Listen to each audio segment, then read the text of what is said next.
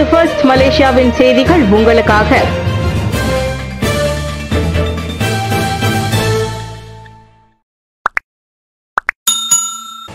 சுற்றுலா பேருந்து விபத்து, பயண நிறுவனத்தின் உரிமம் தற்காலிக ரத்து. சனிக்கிழமை காலை கெந்திங் மலையில் இருந்து கீழே இறங்கும் போது சுற்றுலா பேருந்து கவிழ்ந்து 2 சீன நாட்டு பிரஜைகளின் உயிரை பலிகொண்ட விபத்தை தொடர்ந்து சம்பந்தப்பட்ட பயண நிறுவனத்தின் உரிமத்தை சுற்றுலா, கலை மற்றும் பண்பாட்டு அமைச்சகம் மொட்டாக் தற்காலிகமாக ரத்து செய்யவிருக்கிறது. இச்சம்பவம் குறித்து தற்போது முழு விசாரணை நடைபெற்று வரும் வேளையில் இவ்விவகாரத்தில் அச்சுற்றுலா நிறுவனம் உட்படுத்தப்பட்டிருப்பதால் அதன் மீது உரிய நடவடிக்கை எடுக்கப்படும் என்று மொட்டாக் அமைச்சர் ஸ்ரீ தியாங்கிங் சிங் தெரிவித்தார். மலேசியாவுக்கான சீன தூதர் ஒயாங் இஜுங்குடன் இணைந்து இவ்விபத்தில் காயமடைந்தவர்களை கோலாலம்பூர் பொது மருத்துவமனையில் சென்று சந்தித்த பின்னர் செய்தியாளர்களிடம் அவர் அவ்வாறு கூறினார். வரும் செவ்வாய்க்கிழமை போக்குவரத்து அமைச்சுடன் மொட்டாக் மேற்கொள்ளும் ஒரு சிறப்பு சந்திப்பு கூட்டத்தில் நாட்டில் உள்ள சுற்றுலா போக்குவரத்து பாதுகாப்பு பிரச்சினை பற்றி விவாதிக்கப்படும் என்றும் தியாங் கூறினார். நிறுவனத்தின் நிர்வாகத்திற்கு உதவுவதில் தொழிற்சங்கங்கள் முனைப்புடன் செயல்பட வேண்டும். ஊழியர்களின் நலன் எப்போதும் உறுதி செய்யப்படுவதை தவிர ஒரு சிறந்த பணி கலாச்சாரத்தை உருவாக்கும் பொருட்டு ஒரு நிறுவனத்தின் நிர்வாகத்திற்கு உதவுவதில் தொழிற்சங்கங்கள் முனைப்புடன் செயல்பட வேண்டும். தேசிய செய்தி நிறுவனமான பெர்னாமாவின் ஊழியர் சங்கம் KBPB தோற்றுவிக்கப்பட்ட கடந்த 50 ஆண்டுகளில் அது தனது பங்களிப்பை நிறைவாக செய்துள்ளதன் வாயிலாக இது நிரூபிக்கப்பட்டுள்ளதாக பெர்னாமாவின் தலைமை செயல்முறை அதிகாரி நூருல் அஃபீடா கமாலுடன் தெரிவித்தார். தொழிற்சங்கம் தனது கடமையை செவ்வனே செய்யும். குறிப்பாக அதன் உறுப்பினர்களுக்கு தகுந்த பலன்களை பெற்றுத் தருவதில் உறுதி மனப்பான்மையோடு இருந்து வருகிறது. நிர்வாக தரப்பிலிருந்து நாங்கள் உட்பட வருங்காலத்தில் பெர்னாமாவின் தலைவராக திகழ்பவர்களும் இந்த நல்லுறவை தொடர்ந்து பேண முனைவார்கள் என்று நம்புகிறேன் என்றார் அவர். ஜென்டேலா திட்டம் குத்தகையாளர் மீது தொடர்பு அமைச்சு அதிருப்தி. சபா சரவாக் உட்புற பகுதிகளில் தேசிய இலக்கவியல் இணைப்பு திட்டம் ஜென்டேலாவின் முதற்கட்ட திட்டத்தை முழுமையாக நிறைவு செய்வதில் தோல்வி கண்டிருக்கும் குத்தகையாளர்கள் மீது தொடர்பு அமைச்சு தனது அதிருப்தியை வெளிப்படுத்தியுள்ளது.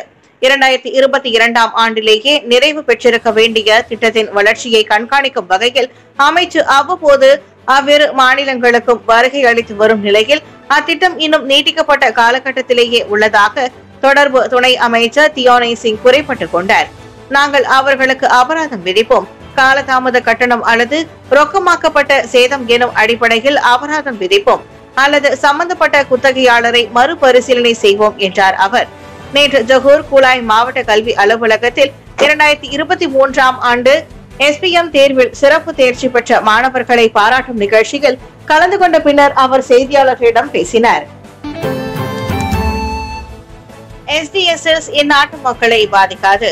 ஜப்பான் எதிர்நோக்கி இருக்கும் ஸ்ட்ரெப்டோகாக்கல் டாக்ஸிக் ஷாக் சிண்ட்ரோம் எனப்படும் அரிய வகை நோய் இந்நாட்டு மக்களின் சுகாதாரத்தை பாதிக்காது என்று சுகாதார அமைச்சு தெரிவித்துள்ளது. ஜப்பானில் SDSS நிலவரம் குறித்து உலக சுகாதார நிறுவனம் WHO-விடம் இருந்து எந்த ஒரு தகவலையும் சுகாதார அமைச்சு பெறாததால் அந்த தகவலை வெளியிடுவதாக அமைச்சர் டாக்டர் சுல்கிஃப்லி அகமது தெரிவித்தார். இந்த ஆண்டு ஜப்பானில் 1000க்கும் மேற்பட்ட SDSS வழக்குகள் பதிவாகியுள்ளதாக தேசிய தொற்று நோய் நிறுவனம் NIID அறிக்கை வெளியிட்டதாக ஹின்சுவா செய்தி நிறுவனம் அண்மையில் தெரிவித்திருந்தது.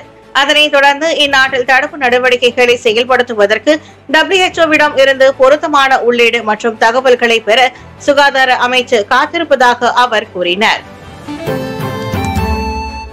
சுற்றுலா பேருந்து விபத்து தொடர்பான முழு அறிக்கை இன்று வெளியிடப்படும். 2 சீன சுற்றுலா பயணிகளை பலிகொண்ட சுற்றுலா பேருந்து விபத்து தொடர்பான முழு அறிக்கை இன்று வெளியிடப்படும் என்று எதிர்பார்க்கப்படுகிறது. அந்த அறிக்கை போக்குவரத்து அமைச்சுடனான சிறப்பு கூட்டத்தில் செவ்வாய்க்கிழமை சமர்ப்பிக்கப்படும் என்று ஸ்ரீ தியாங்கிங் சிங் கூறினார். குறைகள் இருந்தால் உடனடியாக சோதனை நடத்துங்கள் என்று நான் அமைச்சிடம் கூறினேன். நாங்கள் ஏற்கனவே அறிவுரைகளை கூறினோம். அவர்கள் கேட்கவில்லை. முழு விசாரணைக்கு நாங்கள் கவனம் செலுத்துவோம்.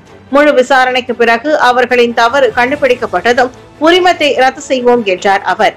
ஞாயிற்றுக்கிழமை காலை மலேசியாவுக்கான சீன தூதர் ஒயாங் இஜிங்குடன் கோலாலம்பூர் மருத்துவமனையில் விபத்தில் பாதிக்கப்பட்டவர்களை சந்தித்த பிறகு அவர் செய்தியாளர்களிடம் அதனை தெரிவித்தார். மருத்துவமனையில் சிகிச்சை பெற்று வரும் 8 பேர் சீரான நிலையில் இருப்பதாக தெரிவிக்கப்பட்டுள்ளது. இதனிடையே முறையாக பராமரிக்கப்படாத அந்த சுற்றுலா பேருந்தின் நிலை குறித்தும் தாம் பாதிக்கப்பட்டவர்களிடம் இருந்து புகார்களை பெற்றதாக ஸ்ரீ தியோங் குறிப்பிட்டார். அதே சமயம் தங்கள் நிறுவனங்களின் கீழ் பதிவு செய்யும் சுற்றுலா பயணிகளின் உயிர்களை இலகுவாக கருத வேண்டாம் என்று சுற்றுலா முகவர்களுக்கு அவர் வலியுறுத்தினார். சுடும் ஆயுதத்தை வைத்திருந்த சுற்றுலா நிறுவன நிர்வாகியின் வழக்கு விசாரணை ஆகஸ்ட் 11ஆம் தேதி ஒத்திவைப்பு. சுடும் ஆயுதத்தை வைத்திருந்தது உட்பட 7 குற்றச்சாட்டுகளை எதிர்நோக்கி இருக்கும் சுற்றுலா நிறுவன நிர்வாகி ஒருவரின் வழக்கு விசாரணையை ஆகஸ்ட் 11ஆம் தேதிக்கு ஒத்திவைப்பதாக கோதாபாரு செஷன்ஸ் நீதிமன்றம் நேற்று அறிவித்தது. இவ்வழக்கை சிப்பாங் செஷன்ஸ் நீதிமன்றத்திற்கு மாற்றுவதற்கு குற்றம் சாட்டப்பட்ட 38 வயதான ஹபிசுல் ஹவாரி செய்த விண்ணப்பம் மற்றும் அதன் விசாரணையை மேற்கொள்ளும் வகையில் நீதிபதி சுல்கிப்லி அப்தா அந்த தேதியை நிர்ணயித்தார்.